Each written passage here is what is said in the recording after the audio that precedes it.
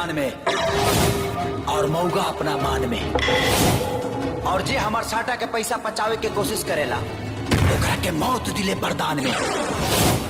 साटा के पैसा चुपचाप दे दे बेटा, ना तो तोहरा जिंदगी के खाता पर खाली एगो पासपोर्ट साइज फोटो रह जाई।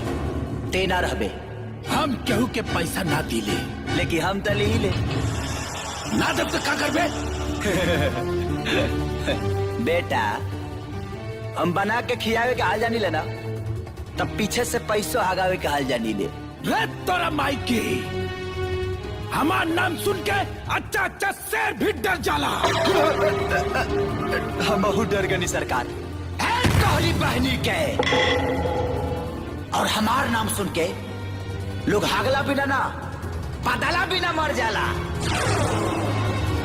मारा साले की।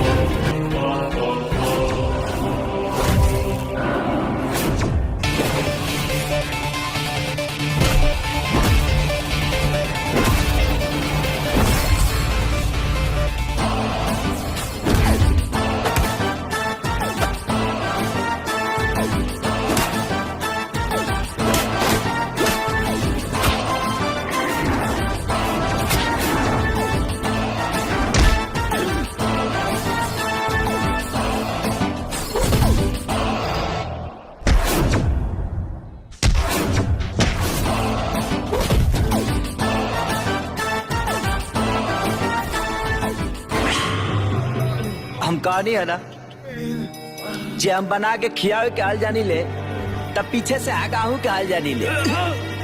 चुपचाप सब